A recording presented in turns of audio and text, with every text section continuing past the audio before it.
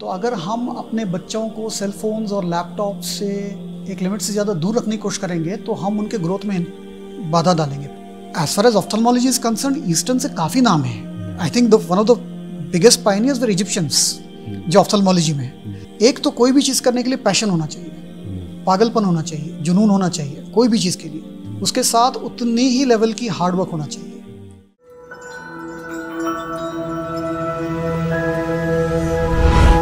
MS Education Academy, preparing world-worthy individuals.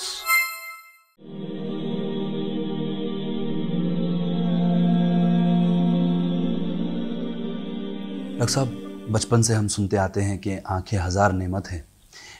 इसको in the context of post pandemic हम देखते हैं बच्चों के स्टूडेंट्स ख़ास तौर पे वो लैपटॉप है, सेल फ़ोन है, उससे अपनी तालीम हासिल कर रहे हैं। तो उनके लिए क्या एडवाइस होगी? आमतौर पे ये बोला जाता है कि उसको यूज़ ज़्यादा मत करो, सेल फोन्स को और लैपटॉप्स को। ये आप कॉमनली आप नैरेटिव सुनेंगे। लेकिन सोचना ये भी है कि सारी दुनिया उस पर मूव हो रही है। आजकल हर चीज़ उस पर मूव हो रही है। तो अगर हम अपने बच्चों को सेल फोन्स और लैपटॉप से एक लिमिट से ज़्यादा दूर रखने की कोशिश करेंगे तो हम उनके ग्रोथ में बाधा डालेंगे फिर। तो मुझे लगता है कि ये बहुत ज़रूरी है और बच्चों को यूज़ करना भी चाहिए। लेकिन जैसे हर चीज़ का होता है, वो थोड़ा सा बैलेंस होना चाहिए।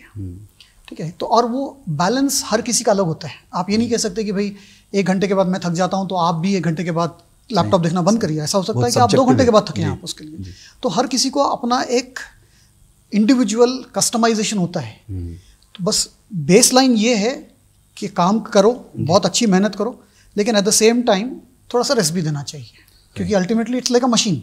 तो आप उसको अगर थोड़ा सा आराम दोगे तो फिर आपके लिए बहुत अच्छा काम करेगी। So it's as simple as that. Sir, most of the science की अगर हम डेवलपमेंट बात करते हैं तो वेस्टर्न कॉन्सेप्ट्स, वेस्टर्न आइडियाज़ जो है ना, उसको आपने जैसा कहा रिकग्निशन मिलना चाहिए साइंस को, तो वहाँ से मिलता है। ईस्टर्न कंट्रीज से, ईस्टर्न वर्ल्ड से अगर हम बात करते हैं तो कौन से ऐसे एग्जाम्पल्स है और कितना ये मोटिवेटिंग फैक्टर है यहाँ पर रहने वालों के लिए? ये एक नैरेटिव हमारे पास हमेशा से होता है कि जैसे वेस्टर्न जो है, ज़्यादा लोग वेस्ट से होते हैं। उसकी कुछ वजह भी है जिसकी वजह से वो लोग उतना इन्वेस्ट करते हैं और ये चीज़ों में बचपन से बच्चों को वो इनोवेटिव माइंडसेट में रखते हैं। तो उसकी वजह है वो क्यों है। और जहाँ तक ईस्टर्न रिकग्निशन उतना नहीं है, उसकी बुनियादी वजह, हर चीज़ की वजह ये नहीं होती कि वेस्ट ने नहीं किया। वैसे आई थिंक मुझे लगता है कि काफ़ी हद तक जो हमारा रिकग्निशन ईस्टर्न वर्ल्ड से नहीं है, काम करने के बावजूद भी, इसीलिए नहीं है कि we have never stood up for ourselves and we have never stood up to get what we what is due to us, for example. तो मुझे लगता है कि there have been lot of examples, ठीक है, लेकिन ईस्टर्न एग्जांपल्स के लिए हम खुद, अगर आप पूछें तो हम खुद बोलने में हिचकिचाएंगे, डावाडोल रहते हैं, है ना, क्योंकि हमें अपनी जो कल्चर है, सभ्यता जिसे बोलते हैं, हम उसको हमेशा थोड़ा सा कम समझते हैं वेस्टर्न से। तो प्रॉब्लम मुझे लगता है हम में है उसके लिए। और अगर हम अपने आप को ठीक करेंगे तो रिकग्निशन सब आएगा। जैसे मैं तो पीछे कभी नहीं गया था मेरिल री मुझे देने के लिए। अगर आप अच्छा काम करोगे तो आपको रिकग्निशन मिलेगा ही मिलेगा। तो उसी तरह as far as ophthalmology is concern, eastern से काफ़ी नाम है। I think one of the biggest pioneers were Egyptians जो ऑफ्थल्मोलॉजी में, ईबस पैपिरस में, कोड ऑफ हम्मुराबी में, विच वाज लाइक 2250 BC।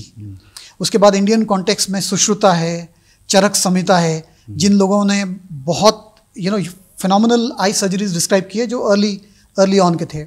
अगर आप रेनाइसेंस पीरियड में देखें तो मिडल ईस्ट से बहुत ज़्यादा था रेनाइसेंस पीरियड में। जैसे इब्न सीना थे, जिसको एविसेना बोलते हैं अंग्रेज़, और अल राजी थे, जिनको रेजेस बोलते हैं वेस्ट में। So they have done phenomenally good job. और ऐसा नहीं कि इनका रिकग्निशन वेस्ट में नहीं है, इनका रिकग्निशन वो नामों से नहीं है जो नामों से हम उनको जानते हैं।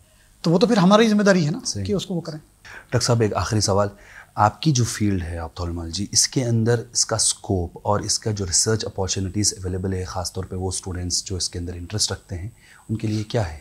ये थोड़ा बड़ा सवाल है, तो उसको मैं डिवाइड करता हूँ। पहले तो जो स्कोप की बात आपने की थी, मुझे ये वर्ड से बहुत प्रॉब्लम है, स्कोप। मुझे लगता है कि ये हमारी सोच को बहुत लिमिटेड और सीमित कर देता है, महदूद कर देता है उसको। कि आप ये सोचते हो कि भाई हमारा बच्चा ये कर ले, उसमें क्या स्कोप है, तो उसमें जॉब्स हैं क्या? हाँ, तो उसका मतलब स्कोप है उसके अंदर। हमारी लिमिट और सोच उतनी तक है। स्कोप मुझे लगता है कि हर चीज़ और हर फील्ड में है दुनिया की, और स्कोप वो चीज़ होती है जो आप क्रिएट करते हो। तो till the time you ask yourself every day, why am I doing what I am doing and is there a better way to do that, till that time हर दिन एक नया स्कोप बनता ही रहेगा उसका। और रहा जो दूसरा सवाल जो आप बोल रहे थे, बच्चों के लिए जो क्यूरियस होते हैं या कुछ करना चाहते हैं रिसर्च में या आगे बढ़ना चाहते हैं कोई भी चीज़ में फॉर दैट मैटर इर्रेस्पेक्टिव, तो ये जो वर्ड क्यूरियस है, जो इसको जिज्ञासा भी बोलते हैं, तजस्सुस बोलते हैं, ये बहुत ही यूनिक वर्ड है।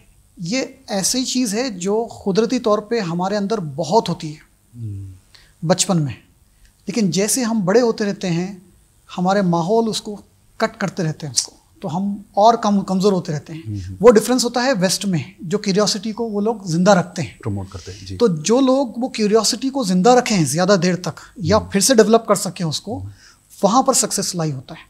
और कोई भी बच्चे के लिए, anybody who wants to take up anything in the world, 3 चीज़ें मैंने अपनी ज़िंदगी से सीखी हैं। एक तो कोई भी चीज़ करने के लिए पैशन होना चाहिए, पागलपन होना चाहिए, जुनून होना चाहिए कोई भी चीज़ के लिए। उसके साथ सिर्फ पागलपन और जुनून होना काफ़ी नहीं होता है, उसके साथ उतनी ही लेवल की हार्डवर्क होना चाहिए। So I use the term mercilessly hard work, because hard work has never killed anybody, that I can promise you. So mercilessly hard work करना चाहिए, और वो जो हार्डवर्क होता है वो डिसिप्लिन रहना चाहिए। ऐसा नहीं कि आज मैं 12 घंटे पढ़ लिया और कल मैं 6 घंटे पढ़ के खुश हो गया, ऐसा नहीं होना चाहिए। फिर उसमें डिसिप्लिन भी होना चाहिए आपको। तो ये जो 3 चीज़ें अगर आपके पास आ जाएं अलॉन्ग विथ क्यूरियोसिटी, तो इंसान में 2 चीज़ें पैदा होना शुरू हो जाती हैं। एक तो हैरानियाँ पैदा होनी शुरू होती हैं, और दूसरी चीज़ होती है बेताबियाँ। तो जैसे किसी ने कहा था, दिलों में तुम अपनी बेताबियाँ लेके चल रहे हो तो जिंदा हो तुम, नज़र में ख्वाबों की बिजलियाँ लेके चल रहे हो तो जिंदा हो तुम, हवा के झोंकों के जैसे आज़ाद रहना सीखो, तुम एक दरिया के जैसे लहरों में बहना सीखो, हर एक लम्हे से तुम मिलो खोले अपनी बाहें, हर एक पल एक नया समा देखे ये निगाहें, जो अपनी आँखों में हैरानियाँ लेके चल रहे हो तो जिंदा हो तुम, दिलों में तुम अपनी बेताबियाँ लेके चल रहे हो तो जिंदा हो तुम। तो ये जब तक हैरानियाँ रहेंगी, जब तक आपका करियर ऊपर रहेगा। जिस दिन हैरानियाँ कम होना शुरू हो जाएंगी, सक्सेस और हर चीज़ कम होनी शुरू हो जाएगी। डॉक्टर साहब, आपके वक्त के लिए और आपकी गाइडेंस के लिए हम आपके बेहद मशकूर है। जज़ाकल्लाह खैर। Thank you so much for calling me. Thank you. नाज़रीन, आज की गुफ्तगू से कुछ अहम बातें सामने आई हैं। पहली बात, हमारे गेस्ट ने ये कहा कि जो सक्सेसफुल लोग होते हैं उनका जो मॉडल है, वो मॉडल को, उसका पैटर्न को हमें फॉलो करने की ज़रूरत नहीं है, बल्कि हमें ख़ुद अपना एक मॉडल, अपना ख़ुद का एक पैटर्न बनाना चाहिए। अगर हम ऐसा करते हैं तो एक न्यू आइडेंटिटी क्रिएट होती है।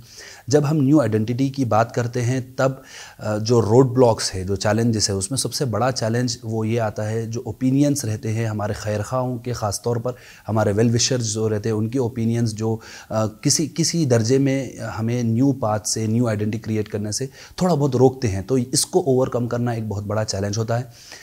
हमारे मेहमान ने ये भी कहा कि जो अवार्ड्स मिलते हैं, रिकग्निशन के तौर पर जो मिलते हैं अवार्ड्स, वो एक्चुअल में इंडिविजुअल को नहीं मिलते, बल्कि साइंस को मिलते हैं। साइंस वो पर्टिकुलर फील्ड को डेवलप करने के लिए मिलते हैं। हमारे मेहमान ने ये भी कहा कि जो स्टूडेंट्स के लिए और इंडिविजुअल्स इन जनरल, अगर वो किसी भी फील्ड में कामयाब होना चाहते हैं तो 3 बहुत अहम चीज़ें हैं।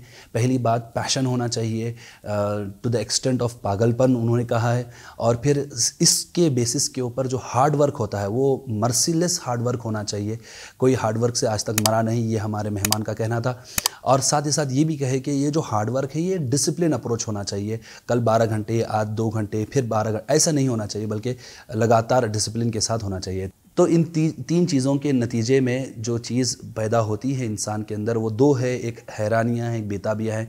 जब तक ये हैरानियाँ और बेताबियाँ लेकर इंसान चलता है, अपनी ज़िंदगी के जो सक्सेसफुल दर्जात है वो उस पर चढ़ते जाता है।